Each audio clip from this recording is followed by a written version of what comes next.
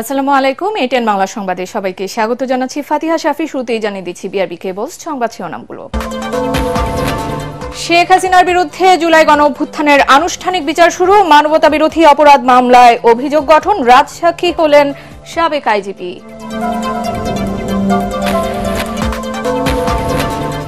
SSC ও সমমান পরীক্ষার ফল প্রকাশ। এবছর গড় পাশের হার ৬৮.৪৫%। নিজ নিজ স্কুলে শিক্ষার্থীদের ভিড়।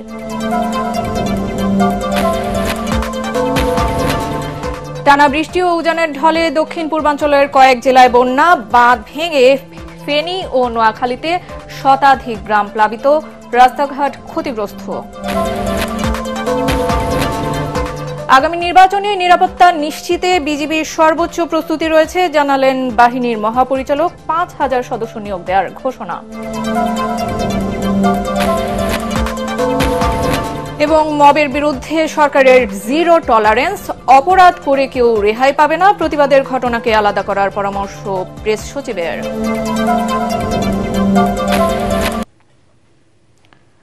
এতক্ষণ শুনছিলেন বিআরবি কেবল সংবাদ শিরোনামগুলো, আর এবারে চলে যাচ্ছি পুরো সংবাদে। ক্ষমতাচ্যুত প্রধানমন্ত্রী শেখ হাসিনা সহ ৩ জনের বিরুদ্ধে জুলাই গণ অভ্যুত্থানে মানবতা বিরোধী অপরাধ মামলার অভিযোগ গঠন করেছে আন্তর্জাতিক অপরাধ ট্রাইব্যুনাল। আগামী ৩ অগস্ট সূচনা বক্তব্য উপস্থাপন ও ৪ অগস্ট সাক্ষ্য গ্রহণের দিন ঠিক করেছে ট্রাইব্যুনাল। বিচারপতি গোলাম মর্তুজা মজুমদারের নেতৃত্বাধীন ৩ সদস্যের ট্রাইব্যুনাল এই আদেশ দেন। এর মাধ্যমে জুলাই গণ অভ্যুত্থানের কোনো মামলার আনুষ্ঠানিক বিচার শুরু হলো। সকালে এই মামলায় গ্রেফতার সাবেক আইজিপি চৌধুরী আব্দুল্লাহ আল মামুনকে ট্রাইব্যুনালে হাজির করা হয়। বেলা ১২টায় আদেশ পড়া শুরু করেন বিচারপতি মহিতুল হক এনাম চৌধুরী। শেখ হাসিনা ও আসাদুজ্জামান খান কামালের অব্যাহতির আবেদন খারিজ করে অভিযোগ গঠনের আদেশ দেন ট্রাইব্যুনাল। অভিযোগ গঠনের আদেশের পর সাবেক আইজিপি আব্দুল্লাহ আল মামুনের অবস্থান জানতে চান ট্রাইব্যুনাল। এ সময় দোষ স্বীকার করে সাক্ষী হওয়ার আবেদন জানান তিনি। এদিকে জুলাই আন্দোলনে রংপুরে শিক্ষার্থী আবু সাইদ হত্যার ঘটনায় মানবতা বিরোধী অপরাধের মামলায় পলাতক ২৬ জনকে হাজির হতে দুটি জাতীয় পত্রিকায় বিজ্ঞপ্তি প্রকাশের নির্দেশ দিয়েছে আন্তর্জাতিক অপরাধ ট্রাইব্যুনাল ২। এছাড়া আটক ৪ জনকে এই মামলায় গ্রেফতার দেখানোর নির্দেশ দেন আদালত। গণভবন থেকে শেখ হাসিনা ১৪ জুলাই তারিখে ঢাকা বিশ্ববিদ্যালয়ের তদানীন্ত ভিসি মাকসুদ কামালের সাথে একটা কথোপকথন এবং ১৮ জুলাই তারিখে তার ভাতিজা ফজলে নূর তাপসের সাথে আরেকটি টেলিফোন কনভারসেশনে, যেখানে তিনি স্পষ্টভাবে উল্লেখ করেছেন তিনি আইন শৃঙ্খলা রক্ষাকারী বাহিনী এবং সংশ্লিষ্ট বাহিনীগুলোকে সুস্পষ্টভাবে নির্দেশ দিয়েছেন আন্দোলনরত ছাত্র জনতাকে হত্যা করার জন্য, নির্মূল করার জন্য লেথাল ওয়েপন বা মারণাস্ত্র ব্যবহার করে তাদের হত্যা করা এবং নির্মূল করার জন্য, এবং একই সাথে হেলিকপ্টার এবং ড্রোন ব্যবহারের মাধ্যমে দেখামাত্র গুলি করে, যেখানে দেখা যাবে সেখানেই গুলি করে যে হত্যার নির্দেশ দিয়েছেন, সেই নির্দেশের কথা তিনি দুটো টেলিফোন কনভারসেশনে উল্লেখ করেছেন এবং তাদেরকে আশ্বস্ত করেছেন আমি এই নির্দেশ দিয়েছি, সুতরাং এই বিক্ষোভ নির্মূল হয়ে যাবে, দমন হয়ে যাবে। দর্শক, এই মুহূর্তে সেখানে আছেন আমাদের সহকর্মী হুমায়ুন চিশতি। আপনাদের সরাসরি আমরা তার কাছে নিয়ে যাচ্ছি। চিশতি, আপনি আমাকে শুনতে পারছেন আশা করছি। আমরা যেরকমটা জেনেছি শেখ হাসিনার বিরুদ্ধে জুলাই গণ অভ্যুত্থানের আনুষ্ঠানিক যে বিচার প্রক্রিয়া সেটি শুরু হয়েছে এবং আমাদের কাছে যতটুকু তথ্য এসেছে, অভিযোগ গঠনের আদেশের পর সাবেক আইজিপি চৌধুরী আব্দুল্লাহ আল মামুন রাজসাক্ষী হওয়ার আবেদন জানিয়েছেন।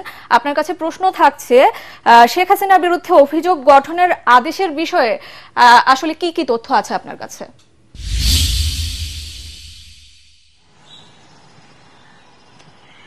ধন্যবাদ শাফি।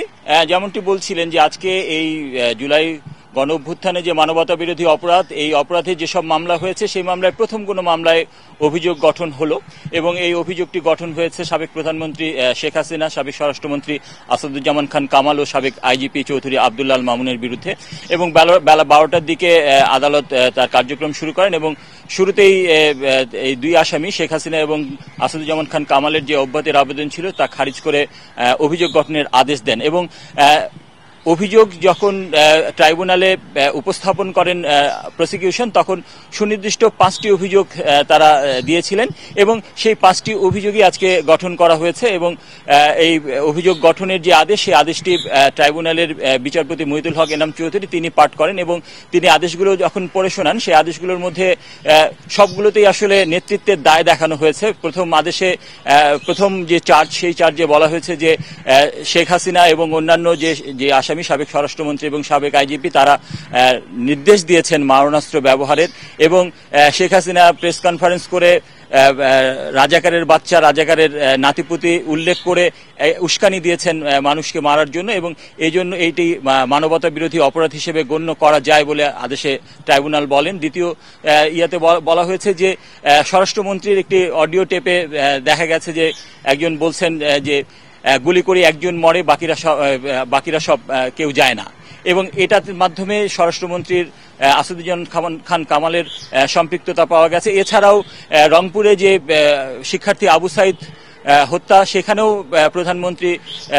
সাবেক প্রধানমন্ত্রী শেখ হাসিনা নির্দেশ দিয়েছেন বলে বলা হয়েছে। একই সাথে চানখারপুলে শিক্ষার্থী আনাস সহ যে 6 জনকে হত্যা করা হয়েছে, সেটি আনা হয়েছে 4 নম্বর অভিযোগে এবং 5 নম্বর অভিযোগ আনা হয়েছে যে 5ই আগস্ট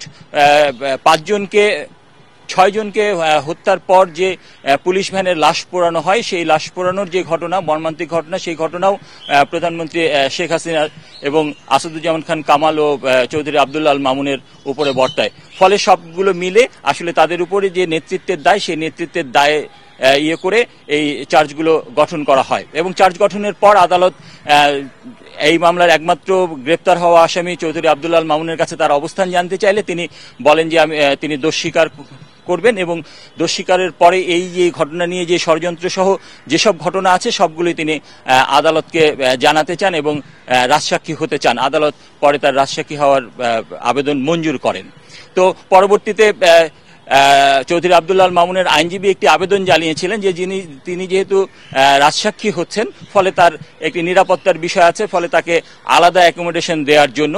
তো আদালত সেক্ষেত্রে পরবর্তীতে নির্দেশ দেবেন বলে জানান আমাদের।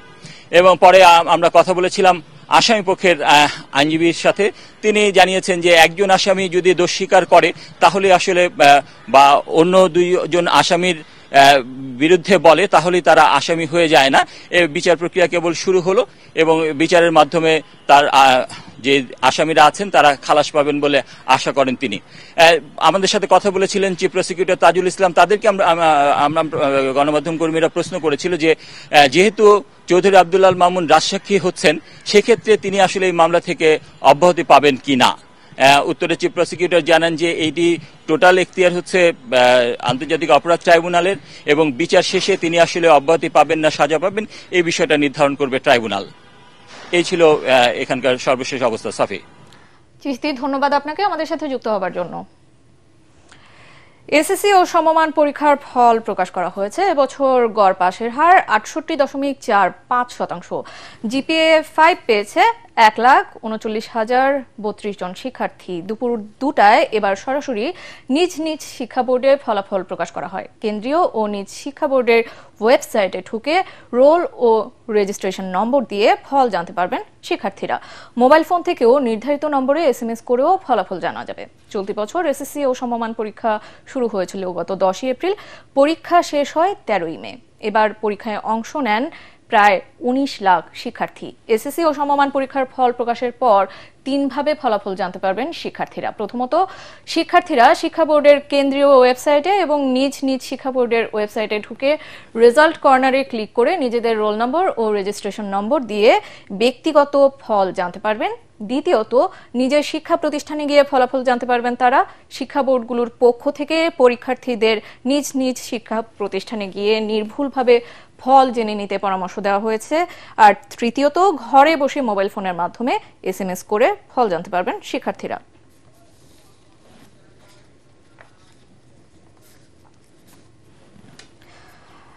দর্শক, এই মুহূর্তে রাজধানীর ভিকারুন্নেসা নুন স্কুলের সামনে আছেন সহকর্মী মিজান শাহজাহান। সবশেষ জানতে সরাসরি যুক্ত হচ্ছি তার সাথে। মিজান, আমরা যেরকমটা জানতে পেরেছি এসএসসি ও সমমান পরীক্ষার ফলাফল প্রকাশ করা হয়েছে এবং এবার গড় পাশের হার 68.45%। যেহেতু আপনার অবস্থান বিকারুন্নেসা নূন স্কুল কলেজের সামনে, আপনার কাছে জানতে চাচ্ছি যে কেমন দেখছেন শিক্ষার্থীদের উচ্ছ্বাস, কেমন দেখছেন, কি বলছেন তারা?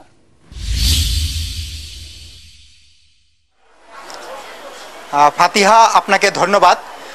আপনি জানেন যে বিকারুন্নেসা নূন স্কুল অ্যান্ড কলেজ সহ আশপাশে যে শিক্ষা প্রতিষ্ঠানগুলো রয়েছে এগুলো এইচএসসি পরীক্ষা কেন্দ্র। এই কারণে 2:45 দিকে আমাদেরকে বিশেষ ব্যবস্থায় বিকারুন্নেসা নূন অ্যান্ড স্কুল কলেজের মাঠে আনা হয়েছে, ক্যাম্পাসে আনা হয়েছে। এখানে এখনও আনুষ্ঠানিকভাবে এই কলেজের ফলাফল ঘোষণা করা হয়নি, তবে আমরা বিভিন্ন শিক্ষার্থীদের মাঝে দেখতে পাচ্ছি উল্লাস, উচ্ছ্বাস। তারা বিচ্ছিন্নভাবে বলছেন যে তারা SMS এর মাধ্যমে 3 থেকে 4 মিনিট আগে তাদের ফলাফল পেয়েছেন এবং তারা অনেকে GPA 5 পেয়েছেন, এজন্য তারা বিচ্ছিন্নভাবে উল্লাস করছেন। তবে কেন্দ্রীয়ভাবে যে ফলাফল, অর্থাৎ আমি যদি বিকারুন্নেসা নূন স্কুল অ্যান্ড কলেজের এই স্কুল শাখার ফলাফলের কথা বলি, SSCর ফলাফলের কথা বলি, সেই ফলাফল এখনও আনুষ্ঠানিকভাবে ঘোষণা করা হয়নি। আমাদেরকে যতটুকু জানানো হয়েছে 10 থেকে 15 মিনিটের মধ্যে আনুষ্ঠানিকভাবে এই কলেজের অধ্যক্ষ এই ফলাফল ঘোষণা করবেন। আরেকটি বিষয় হচ্ছে যে এখানে ফাতিহা, আপনি জানেন যে এবার SSCর পরীক্ষার ফলাফল প্রকাশের ক্ষেত্রে একটা ব্যতিক্রম বিষয় আনা হয়েছে। সেটি হচ্ছে যে সরকার প্রধানের কাছে শিক্ষা মন্ত্রী বা বর্তমানে যে উপদেষ্টার কথা বলি, উপদেষ্টার যে ফলাফল জমা দেওয়ার যে আরেকটা আনুষ্ঠানিকতা ছিল বিগত বছর ধরে, সেটা থেকে এবার বের হয়ে আসা হয়েছে। একই সাথে শিক্ষা উপদেষ্টা বা শিক্ষামন্ত্রী ফলাফলের পরে কিন্তু একটি আনুষ্ঠানিকভাবে ব্রিফ করেন, এবার কিন্তু সেটিও করা হচ্ছে না। অর্থাৎ এবং এবার কেন্দ্রীয়ভাবে ফলাফল ঘোষণা করা হচ্ছে না, ফলাফল ঘোষণা করা হচ্ছে বোর্ড ওয়াইজ। এবং আমরা যতটুকু জানতে পেরেছি যে এবারের ফলাফলের মাধ্যমে একটি গুণগত পরিবর্তন আসবেন। শিক্ষা মন্ত্রণালয় সূত্র যেটি জানিয়েছে যে আগে অসম একটা প্রতিযোগিতা ছিল GPA 5 বাড়ানোর, এবার সেটা করা হয় নাই। এবার এমনভাবে খাতা মূল্যায়ন করা হয়েছে, উত্তরপত্র মূল্যায়ন করা হয়েছে যে যারা প্রকৃত মেধাবী, যারা প্রকৃতপক্ষে ভালো লিখেছেন তারাই যেন ভালো ফলাফল করেন। আপনি জানেন যে 2001 সালে প্রথম গ্রেডিং সিস্টেমে SSC এবং SSC পরীক্ষা শুরু হয়েছিল। প্রথমবার 76 জন GPA 5 পেয়েছিল, কিন্তু এটি পরবর্তীতে বাড়তে বাড়তে বাড়তে কয়েক লাখে উন্নীত হয়েছে। এখন থেকে যাতে মানসম্মতভাবে যারা মেধাবী তারাই যেন GPA 5 পান, সে বিষয়টি মাথায় রেখে এবার সাজানো হয়েছে ফলাফল। আমরা বিস্তারিত ফলাফল এখনো হাতে পাইনি, আমরা যখন বিস্তারিত ফলাফল হাতে পাবো ফাতিহা আপনাকে পরের সংবাদে আমরা এই বিষয়ে আরো বিস্তারিত জানাতে পারবো। ফাতিহা। মিজান, ধন্যবাদ আপনাকে আমাদের সাথে যুক্ত হবার জন্য। দর্শক, আমরা যুক্ত ছিলাম সহকর্মী মিজান শাহজাহানের সাথে, তিনি জানাচ্ছিলেন SSC ও সমমানের পরীক্ষার ফলাফল প্রসঙ্গে। চলে যাচ্ছি পরবর্তী সংবাদে। টানা বৃষ্টি ও উজানের পাহাড়ি ঢলে ফেনী, নোয়াখালী সহ দক্ষিণ পূর্বাঞ্চলের কয়েকটি জেলায় বন্যা দেখা দিয়েছে। শতাধিক গ্রাম তলিয়ে যাওয়ায় ফেনীতে আজকের HSC, আলিম ও ভোকেশনাল পরীক্ষা স্থগিত করা হয়েছে। নোয়াখালী সদর, কবিরহাট ও কোম্পানিগঞ্জে কমপক্ষে 63,860 পরিবার পানিবন্দী। টানা কয়েকদিনের ভারী বর্ষণে ভোগান্তিতে পড়েছেন কক্সবাজারে বেড়াতে আসা পর্যটকরা। সাগরে ডুবে মারা গেছেন চট্টগ্রাম বিশ্ববিদ্যালয়ের 2 শিক্ষার্থী। পাহাড়ি ঢলে তলিয়ে গেছে রাঙামাটির লংগদুর দীঘিনালা সড়ক। আশঙ্কা দেখা দিয়েছে ভূমিধসের। আমাদের প্রতিনিধিদের পাঠানো তথ্য ও ছবিতে আরো জানাচ্ছেন আশিকুর রহমান। পাহাড়ি ঢল আর টানা বৃষ্টিতে ফেনীর মুহুরী, হালদা, সাঙ্গু ও মাতামুহুরী নদীর পানি বিপদসীমার উপর দিয়ে বইছে। এসব নদীর আশপাশের গ্রামগুলোতে পানিবন্দী হয়ে পড়েছে কয়েক হাজার মানুষ। ভারী বর্ষণের কারণে ফেনীর বিভিন্ন এলাকায় রাস্তাঘাট পানির নিচে তলিয়ে গেছে। ফুলগাজী ও পরশুরামে নদীরক্ষা বাঁধের 20টি স্থানে ভেঙে 30,000-এরও বেশি মানুষ পানিবন্দী হয়ে পড়েছে। এমন পরিস্থিতিতে ফেনীতে আজকের HSC, আলিম ও ভোকেশনাল পরীক্ষা স্থগিত করা হয়েছে। নোয়াখালীতে বৃষ্টি কিছুটা কমলেও জেলা সদর, কবিরহাট ও কোম্পানিগঞ্জে কমপক্ষে 63,860 পরিবার পানিবন্দী রয়েছে। এরই মধ্যে এসব এলাকায় 466টি আশ্রয়কেন্দ্র খোলা হয়েছে। জেলা প্রশাসক জানিয়েছেন জেলায় 9,000 স্বেচ্ছাসেবক প্রস্তুত রয়েছে। টানা কয়েকদিনের ভারী বর্ষণে ভোগান্তিতে পড়েছেন কক্সবাজারে বেড়াতে আসা পর্যটকরা। জোয়ারের পানি ও পাহাড়ি ঢলে প্লাবিত হয়েছে কক্সবাজারের উপকূলীয় এলাকার নিম্নাঞ্চল। এরই মধ্যে চট্টগ্রাম বিশ্ববিদ্যালয়ের 3 জন শিক্ষার্থী সাগরে নেমে নিখোঁজ হন। গত দুদিনে 2 ছাত্রের মরদেহ ভেসে আসলেও এখনো একজন নিখোঁজ রয়েছেন। এখানে এসে দেখি 3 নম্বর বিপদ সংকেত, বেশি ঢেউ যাচ্ছে না, খুব স্বাভাবিক ঢেউ আসছে। টুরিস্ট পুলিশ জানিয়েছে সৈকতে বেড়াতে আসা পর্যটকদের সতর্ক করা হচ্ছে। আমরা পুলিশ সতর্ক অবস্থানে আছি, আপনারা আমাদের সতর্কতা নিন এবং নিজেদের বিপদ এড়িয়ে চলুন। পটুয়াখালীতে টানা বর্ষণে বিভিন্ন স্থানে জলাবদ্ধতার সৃষ্টি হয়েছে। ভেসে গেছে অসংখ্য ঘের ও পুকুরের মাছ। লঘুচাপের প্রভাবে উত্তাল রয়েছে কুয়াকাটা সমুদ্র সৈকত। পায়রা সমুদ্র বন্দর সহ দেশের সকল সমুদ্র বন্দরকে ৩ নম্বর স্থানীয় সতর্ক সংকেত দেখিয়ে যেতে বলেছে আবহাওয়া অফিস। টানা বর্ষণ ও পাহাড়ি ঢলে সড়ক পানিতে তলিয়ে যাওয়ায় রাঙামাটির লংগদু দীঘিনালা সড়কে যান চলাচল সম্পূর্ণ বন্ধ হয়ে গেছে। গত ৩ দিনের ভারী ও অতি বর্ষণের ফলে রাঙামাটির লংগদুর মাইনী নদীর পানি বৃদ্ধি পেয়ে নিম্নাঞ্চল প্লাবিত হয়েছে। বিচ্ছিন্ন বলা যেতে পারে লংগদু যাওয়ার যে রাস্তা রয়েছে, যে পরিমাণে বৃষ্টি হচ্ছে, যদি এরকম আরো বেশি হয়ে থাকে মানুষের আরো ভোগান্তি বেড়ে যাবে। যাত্রী বন্ধ করতেছে, কষ্ট হইতেছে চলাচল। মাইনে যাবো এখন ভাঙা ভাঙা যাইতে হয়। টানা বৃষ্টি ও উজানের পাহাড়ি ঢলে জামালপুরে যমুনা নদীর পানি বাড়তে শুরু করেছে। গত ২৪ ঘণ্টায় বাহাদুরাবাদ ঘাট পয়েন্টে ৮ সেন্টিমিটার বেড়ে বিপদসীমার ১৬৯ সেন্টিমিটার নিচ দিয়ে প্রবাহিত হচ্ছে। ইসলামপুর উপজেলার সাপধরি ইউনিয়নের কাছারিডোবা থেকে মণ্ডলপাড়া পর্যন্ত ৩ কিলোমিটার এলাকা নদীগর্ভে বিলীন হয়ে গেছে। শরীয়তপুরে টানা বৃষ্টি ও পদ্মা নদীর স্রোতে ভাঙনের তীব্রতা বেড়েছে। ঘরবাড়ি সরিয়ে নিচ্ছেন নদীপাড়ের বাসিন্দারা। এরই মধ্যে জাজিরা উপজেলার পূর্ব নাওডোবা পদ্মা সেতু প্রকল্পের রক্ষাবাদের প্রায় ২০০ মিটার অংশ নদীতে ধসে পড়েছে। আশিকুর রহমান, এটিএন বাংলা। প্রধান উপদেষ্টা ডক্টর মোহাম্মদ ইউনূসের সভাপতিত্বে উপদেষ্টা পরিষদের বৈঠক অনুষ্ঠিত হয়েছে। রাজধানীর তেজগাঁওয়ে প্রধান উপদেষ্টার কার্যালয়ে বেলা 11:30টায় এই বৈঠক শুরু হয়। এতে উপদেষ্টা পরিষদের সব সদস্য উপস্থিত ছিলেন। বৈঠকের বিষয়বস্তু পরে ব্রিফিংয়ে জানানো হবে।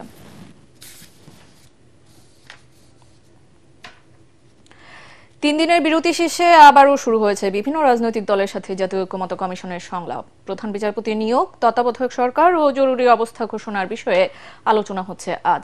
বৈঠকের আগে সূচনা বক্তব্যে ঐক্যমত্য কমিশনের সহ সভাপতি আলী রিয়াজ বলেন, দেশে যেন আর ফ্যাসিবাদ ফিরে আসতে না পারে সে লক্ষ্যে কাজ করছে কমিশন। যেসব বিষয়ে অনিষ্পত্তি রয়েছে তা দ্রুতই নিষ্পত্তি করা হবে বলেও আশা কমিশনের। দ্রুততম সময়ের মধ্যে সব বিষয়ে ঐক্যমত্য হবে বলে জানান অধ্যাপক আলী রিয়াজ।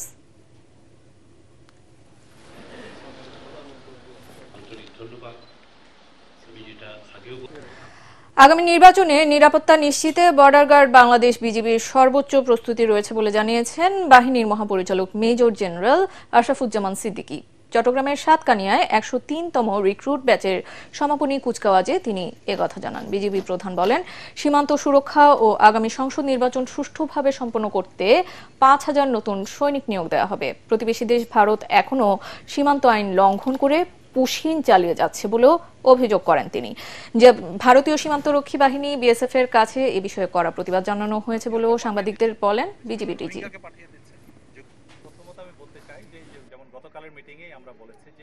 সীমান্ত অরক্ষিত বা সীমান্তের নিরাপত্তা নিশ্চিত করার পরেই আমরা বাকি জনবলগুলো যেন প্রয়োজনে আমরা ইলেকশন চলাকালীন সুষ্ঠু সুন্দর ফেয়ার ইলেকশনের জন্য যেটা করা দরকার সেই সাপোর্টটুকু আমরা সরকারকে দিতে পারি। মূলত সীমান্তবর্তী এলাকাসমূহে সীমান্তের ৮ কিলোমিটারের মধ্যে যে সকল ভোট কেন্দ্র থাকে সেখানে স্ট্রাইক ফোর্স হিসাবে বিজিবির নিয়োজিত হওয়ার সম্ভাবনা রয়েছে।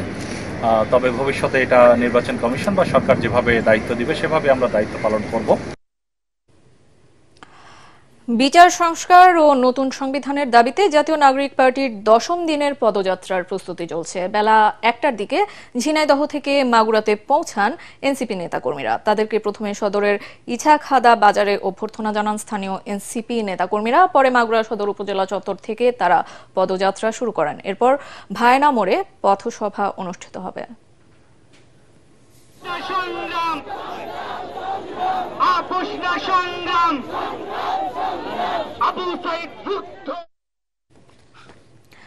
আগামী 19 জুলাই রাজধানীতে জামায়াতে ইসলামের জাতীয় সমাবেশ নির্বিঘ্নভাবে সম্পন্ন করতে পুলিশের সহযোগিতা চেয়েছে দলটি। দুপুরে ডিএমপি কার্যালয়ে জামায়াতের কেন্দ্রীয় মিডিয়া ও প্রচার বিভাগের প্রধান এহসানুল মাহমুদ জুবায়েরের নেতৃত্বে একটি দল পুলিশ কমিশনারের সঙ্গে মতবিনিময় করেছে। এ সময় জানানো হয়, সমাবেশে বিভিন্ন রাজনৈতিক দলের নেতা, নানা শ্রেণী পেশার মানুষ ও সুশীল সমাজের প্রতিনিধিরা উপস্থিত থাকবেন। এছাড়া দেশের বিভিন্ন প্রান্ত থেকে লাখো মানুষের আগমন ও যানবাহন ঢুকবে ঢাকায়। এ সময়ে ডিএমপির পক্ষ থেকে সর্বোচ্চ সহযোগিতার আশ্বাস দেওয়া হয়েছে বলে জানিয়েছেন দলটির প্রতিনিধি দলের প্রধান। জুলাই সনদ সহ 7 দফা দাবি আদায়ের লক্ষ্যে 19 জুলাই শনিবার দুপুর 2টায় ঢাকার সোহরাওয়ার্দী উদ্যানে জাতীয় সমাবেশ করবে জামায়াতে ইসলামী। শুধু সহযোগিতামূলক বিষয়গুলো আমরা আলোচনা করেছি, যাতে আমাদের যেটা আমাদেরই তো প্রয়োজন, এটা সুন্দর শান্তিপূর্ণভাবে সুশৃঙ্খলভাবে যাতে হয়, এই বিষয়ে আমরা পরস্পরকে সহযোগিতা করি। আমরা এই জাতীয় সমাবেশে ফ্যাসিবাদ বিরোধী আন্দোলনে যারা ছিলেন আমরা সবাইকে দাওয়াত দেব। এই প্রক্রিয়াতে আমরা আছি, এখনো দাওয়াত আমরা দেইনি, মৌখিকভাবে বলেছি আমরা কার্ড দেবো, আপনাদেরকেও দাওয়াত দেবো ইনশাআল্লাহ। আপনাদের মিডিয়া হাউস সবাইকে দাওয়াত দেবো, সবার জন্য ব্যবস্থাপনা থাকবে আর কি। মবের বিরুদ্ধে সরকার জিরো টলারেন্স বলে জানিয়েছেন প্রধান উপদেষ্টার প্রেস সচিব শফিকুল আলম। এটিএন বাংলাকে দেওয়া সাক্ষাৎকারে তিনি বলেন, মব করে কেউ রেহাই পাবে না, তবে প্রতিবাদ আর মবের ঘটনাকে এক না করার আহ্বান জানান তিনি। একই সাথে জনরোষ বন্ধে প্রকৃত অপরাধীদের দ্রুত বিচারের আওতায় আনা হচ্ছে বলেও জানান প্রেস সচিব। বিস্তারিত জানাচ্ছেন ইকরামুল হক সায়েম। সম্প্রতি দেশজুড়ে আলোচিত প্রসঙ্গ মব জাস্টিস। গ্রেপ্তারের আগে সাবেক সিইসি কেএম নুরুল হুদাকে অপদস্থ করার ভিডিও সামাজিক যোগাযোগ মাধ্যমে ছড়িয়ে পড়লে ওই মবের ঘটনায় উদ্বেগ জানিয়ে বিবৃতি দেয় অন্তর্বর্তী সরকার। গত 3 জুলাই কুমিল্লার মুরাদনগরে মা, ছেলে ও মেয়েকে চুরির অভিযোগে হত্যা করা হয় প্রকাশ্যে পিটিয়ে। কোথাও কোথাও পূর্বের রাজনৈতিক বিরোধের জের ধরেও ঘটছে নানা বিক্ষোভের ঘটনা। বেসরকারি গবেষণা সংস্থা সানেম বলছে, 71% তরুণ মনে করে মব জাস্টিসের ঘটনা দৈনন্দিন জীবনে গভীর প্রভাব ফেলছে। তবে মানুষের প্রতিবাদ বা জনরোষকেও মব বলে আখ্যা দেওয়া হচ্ছে বলে দাবি করেন প্রধান উপদেষ্টার প্রেস সচিব শফিকুল আলম। একটা ঘটনা ঘটলেই মব মব মব মব হচ্ছে কি, তার কোনো ফেস থাকে না, তার কোনো পরিচিত ইয়ে থাকে না। কিন্তু অনেকে তো প্রোটেস্ট গ্রুপও আছে। প্রোটেস্ট গ্রুপ যদি 500-600 জন আন্দোলন করে, আপনি কি এটাকে মব বলবেন নাকি এটাকে আপনি প্রোটেস্ট গ্রুপ বলবেন? আমরা মবকে মব বলছি, জনরোষকে জনরোষ বলছি, প্রোটেস্টকে প্রোটেস্ট বলছি, যে যেটা হচ্ছে সেটা বলছি। বাংলাদেশের ইতিহাসে মব সব সময় ছিল, বাট আমরা জাস্টিফাই করছি না। এক ধরনের মব অ্যাটাক হয়নি। আপনি যেমন ধরেন শেখ হাসিনা যখন তার পার্টি অ্যাক্টিভিস্টদেরকে লগি বৈঠা নিয়ে ডাক দিল 2006-এর 28শে অক্টোবর, সেটা কি ভয়াবহ একটা বিষয়। তার মতে মব নিয়ন্ত্রণে সরকার কঠোর অবস্থানে যেমন রয়েছে, তেমনি জনরোষ যেন তৈরি না হয় সেজন্য প্রকৃত অপরাধীদের বিচারেও দ্রুত ব্যবস্থা নেওয়া হচ্ছে। সেই 15 বছর ধরে যারা এফেক্টেড হয়েছে তাদের মধ্যে তো ক্ষোভটা আছে। অনেকের মধ্যে কারো মধ্যে টেন্ডেন্সি আছে আইনটা নিজের হাতে তুলে নেওয়ার, এমনি দ্রুত রিভেঞ্জটা চাচ্ছেন। আমরা সবাইকে বলছি যে কেউ আইনটা নিজের হাতে তুলে নেবেন না। হ্যাঁ, আপনার যদি কোনো ক্ষোভ থাকে, আপনি যদি মনে এটা লেজিটিমেট হয়, আপনি কেস করেন, আপনি আপনার আইনের আশ্রয় নেন। প্রত্যেকটাই কেসের ক্ষেত্রেই চার্জেস গঠন হচ্ছে, এফআইআর দায়ের করা হচ্ছে এবং যারা অভিযুক্ত তাদেরকে অ্যারেস্ট করা হচ্ছে। কেউ এগুলো করে পার পেয়ে যাবে সেটা নাই। কোনো মব ভায়োলেন্স আমরা মিনিমাম, আমাদের জিরো টলারেন্স এখানে। প্রেস সচিব মনে করেন, আইন শৃঙ্খলা পরিস্থিতি উন্নতির সাথে সাথে নিয়ন্ত্রণে চলে আসছে মবের ঘটনাও। গত 11 মাসে বা পুলিশের যেহেতু কনফিডেন্স অনেক লো। ইকরামুল হক সায়েম, এটিএন বাংলা, ঢাকা। আমরা দেখছি আবার লিবিয়া প্রবাসী 2 ভাইকে 42 দিনের জিম্মি দশা থেকে উদ্ধার করেছে পুলিশ অফ ইনভেস্টিগেশন পিবিআই। সংস্থাটির ঢাকা মেট্রো উত্তরের কার্যালয়ে এ বিষয়ে সংবাদ সম্মেলনে বিস্তারিত জানান অতিরিক্ত ডিআইজি এনায়েত হোসেন মান্নান। তিনি বলেন, উদ্ধার হওয়া ভিকটিমরা হলেন আলমগীর হোসেন ও সিরাজউদ্দিন। তারা লিবিয়ার ত্রিপলির জমাজৈতনে একটি ওয়ার্কশপে কাজ করা অবস্থায় অজ্ঞাতনামা অপহরণকারীরা তাদের অপহরণ করে পরে পরিবারের কাছে ইমো অ্যাপের মাধ্যমে ভিডিও কলে নির্যাতন করে পরিবারের কাছে 22 লাখ টাকা করে মুক্তিপণ দাবি করে অপহরণকারীরা। উপায় না পেয়ে ভিকটিমের পরিবার 1.5 লাখ টাকা দেয়। এ সময় রাজশাহী থেকে রাসেল নামে একজনকে গ্রেপ্তার করে পিবিআই।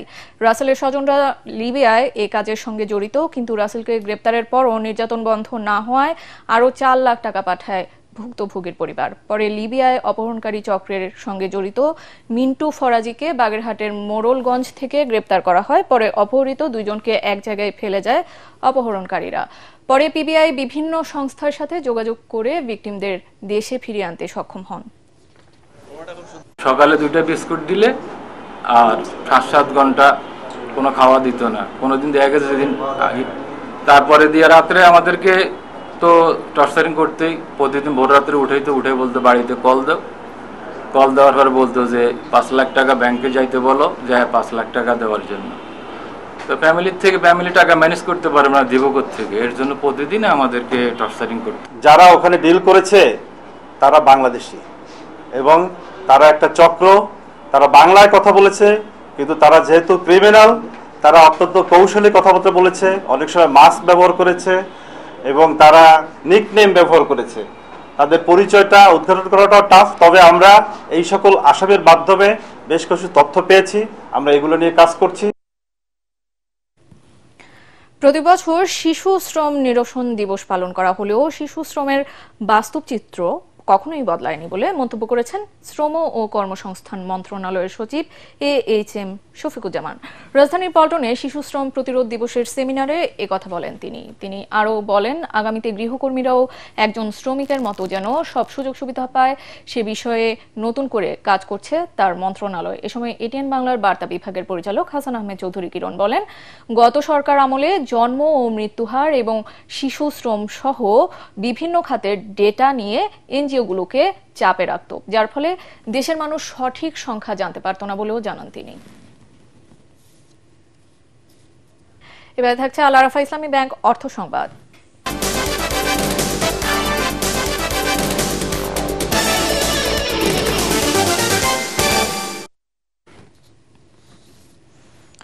বন্দর, বিমানবন্দর, স্পেশাল ইকোনমিক জোনের সম্ভাবনাকে কাজে লাগিয়ে চট্টগ্রামে দেশের প্রথম ফ্রি ট্রেড জোন বা মুক্ত বাণিজ্য অঞ্চল করতে চায় অন্তর্বর্তী সরকার। ব্যবসায়ীরা বলছেন, এটি হলে সময় ও আমদানি খরচ কমবে, দেশের আমদানি রপ্তানি বাণিজ্য বাড়বে গতি। চট্টগ্রাম থেকে আরও জানাচ্ছেন সৈয়দ তামিম মাহমুদ। 2013 সালে চীনের সাংহাইয়ে মুক্ত বাণিজ্য অঞ্চল চালুর পর বিনিয়োগ বাড়ায় পর্যায়ক্রমে 21টি ফ্রি ট্রেড জোন গড়ে তোলে দেশটি। সংযুক্ত আরব আমিরাতের জেবেল আলী ফ্রি জোনও দেশি বিদেশি বিনিয়োগের হাব হিসেবে ব্যাপক সাড়া পেয়েছে। অবস্থানগত সুবিধা, শিল্পের কাঁচামালের চাহিদা ও বাংলাদেশকে ভবিষ্যতে দক্ষিণ এশিয়ার বাণিজ্যিক হাবে পরিণত করতে কর্ণফুলী নদীর আনোয়ারা প্রান্তে ফ্রি ট্রেড জোন স্থাপনের পরিকল্পনা করেছে চট্টগ্রাম বন্দর কর্তৃপক্ষ। এই জন্য প্রায় 400 একর জায়গা অধিগ্রহণের প্রস্তাবও করেছে তারা। বিগত ঠিকাদারের মেয়াদ শেষ হওয়ার সাথে সাথে আমরা এটা সরকারি নির্দেশনা অনুযায়ী আমরা নতুন ঠিকাদার নিয়োগ করেছি। এখানে ডিপিএম এর মাধ্যমে ড্রাই ডক কাজ শুরু করেছে। চট্টগ্রাম বন্দরের কোনো অসুবিধা নেই, ইউজারের পক্ষ থেকে কোনো অসুবিধা নেই, স্টেক হোল্ডারদের পক্ষ থেকেও কোনো অসুবিধা নেই, এবং আমরা অত্যন্ত আশাবাদী যে এই টার্মিনাল অপারেশন কার্যক্রম খুবই স্মুথলি রান করবে। ফ্রি ট্রেড জোন হলে শুল্ক ছাড়াই পণ্য আমদানি, প্রক্রিয়াকরণ, উৎপাদন এবং পুনরায় রপ্তানি করা যাবে। এতে দেশে বিনিয়োগ আকৃষ্ট, নতুন শিল্পের উদ্যোগ ও কর্মসংস্থান তৈরিতে ভূমিকা রাখবে বলে মনে করছেন ব্যবসায়ীরা। ফ্রি ট্রেড জোন আইডিয়াটা অবশ্যই একটা ভালো আইডিয়া। এটা আমাদের ইন্ডাস্ট্রিয়াল, আমাদের শিল্পায়নে অনেক সাহায্য করবে।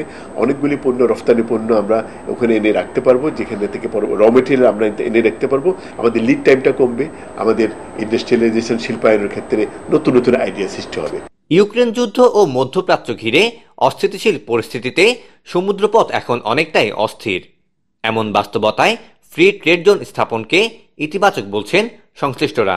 আমরা চাই যে আমাদের আগের যে কাজের যে গতি ছিল সেই গতিটা যেন সম্পূর্ণ থাকে, আমাদের যে টার্ন অন টাইম সেটা যেন আগের মতো থাকে, কিংবা তার থেকে যেন আরও ভালো উন্নত মানের সেবা হয়। অন্যান্য যে দক্ষতার সাথে যে পরিচালনাগুলো আগে হতো সেটাকে যেন বজায় থাকে। ফ্রি ট্রেড জোন হলে শিল্প মালিকরা স্থানীয় ঋণপত্রে দেশীয় মুদ্রায় তুলা, কাপড় সহ বিভিন্ন শিল্পের প্রয়োজনীয় কাঁচামাল সংগ্রহ করতে পারবেন। এছাড়াও কাস্টমস, ব্যাংকিং, শিপিং, C&F সহ সকল সেবা আসবে এক ছাতার নিচে। এতে বাঁচবে সময়, কমবে ভোগান্তি। সৈয়দ তামিম মাহমুদ, এটিএন বাংলা, চট্টগ্রাম। এখন থাকছে আন্তর্জাতিক সংবাদ।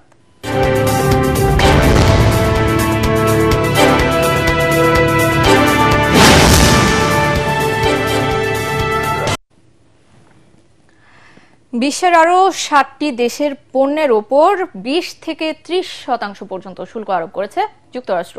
স্থানীয় সময় বুধবার মার্কিন প্রেসিডেন্ট ডোনাল্ড ট্রাম্প এই শুল্ক আরোপের ঘোষণা দেন। এক প্রতিবেদনে বার্তা সংস্থা আনাদোলু জানিয়েছে ১ আগস্ট থেকে ৭টি দেশের পণ্যের ওপর ২০ থেকে ৩০% পর্যন্ত আমদানি শুল্ক আরোপ করবে যুক্তরাষ্ট্র। এর মধ্যে ফিলিপাইনের উপর ২০%, ব্রুনেই ও মলদোভার উপর ২৫% এবং শ্রীলঙ্কা, ইরাক, আলজেরিয়া ও লিবিয়ার উপর ৩০% শুল্ক আরোপ করা হয়েছে।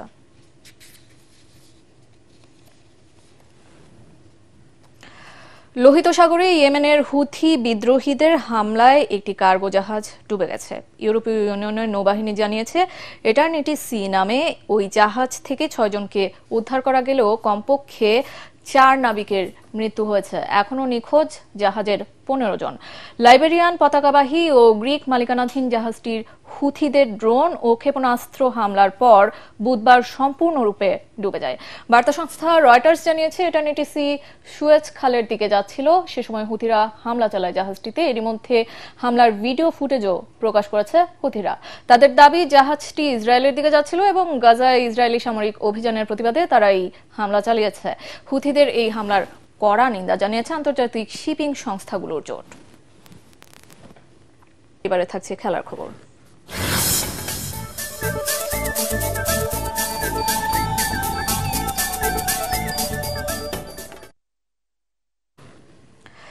শ্রীলঙ্কার বিপক্ষে ৩ ম্যাচের টি-20 সিরিজের প্রথমটিতে সন্ধ্যা ৭টায় ক্যান্ডির পাল্লেকেলে স্টেডিয়ামে মাঠে নামবে বাংলাদেশ। টেস্ট ও ওয়ানডে সিরিজ হারলেও টি-20তে ঘুরে দাঁড়াতে চায় টাইগাররা।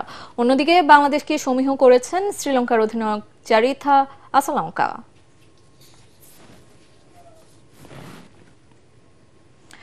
রিয়াল মাদ্রিদকে ৪-০ গোলে বিধ্বস্ত করে ফিফা ক্লাব বিশ্বকাপের ফাইনালে উঠেছে প্যারিস সেন্ট জার্মেই পিএসজি। শিরোপা নির্ধারণী ম্যাচে রোববার তারা মুখোমুখি হবে চেলসির। চ্যাম্পিয়ন্স লিগ জয়ের পর ক্লাব বিশ্বকাপ জয়ের হাতছানি এবার লুইস এনরিকের ক্লাবের সামনে। রিপোর্ট করছেন এসএম আশরাফ।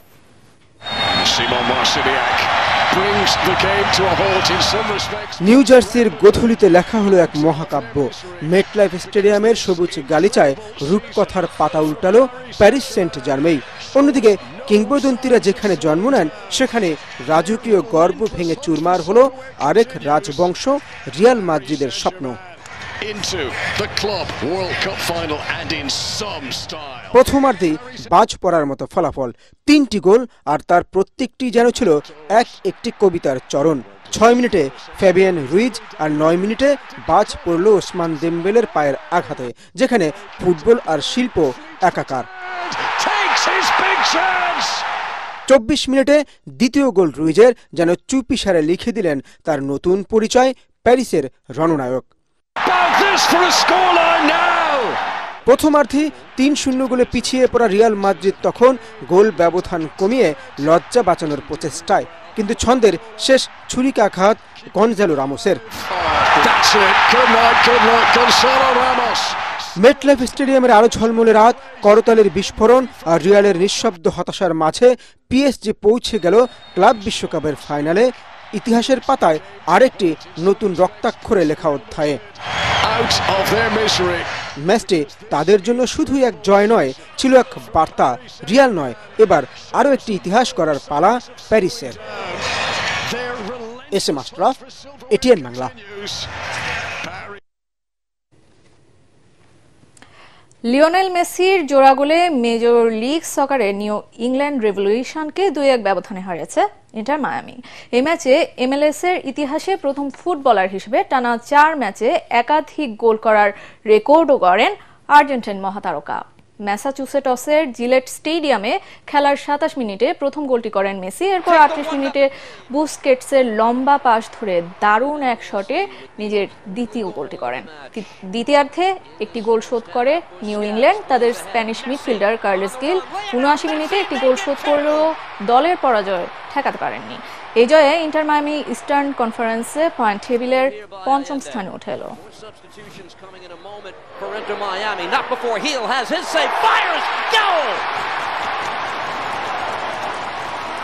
সংবাদ শেষ করছি, তার আগে বিআরবি কেবল সংবাদ শিরোনামগুলো জানিয়ে দিচ্ছি আরো একবার। শেখ হাসিনার বিরুদ্ধে জুলাই গণ অভ্যুত্থানের আনুষ্ঠানিক বিচার শুরু, মানবতা বিরোধী অপরাধ মামলায় অভিযোগ গঠন, রাজসাক্ষী হলেন সাবেক আইজিপি। এসএসসি ও সমমান পরীক্ষার ফল প্রকাশ, এবছর গড় পাশের হার ৬৮.৪৫%, নিজ নিজ স্কুলে শিক্ষার্থীদের ভিড়।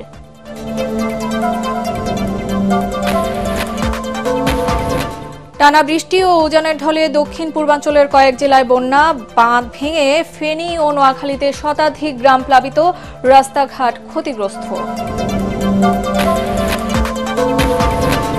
আগামী নির্বাচনের নিরাপত্তা নিশ্চিতে বিজেপির সর্বোচ্চ প্রস্তুতি রয়েছে, জানালেন বাহিনীর মহাপরিচালক। ৫,০০০ সদস্য নিয়োগ দেওয়ার ঘোষণা। এবং মবের বিরুদ্ধে সরকারের জিরো টলারেন্স, অপরাধ করে কেউ রেহাই পাবে না, প্রতিবাদের ঘটনাকে আলাদা করার পরামর্শ প্রেস সচিবের।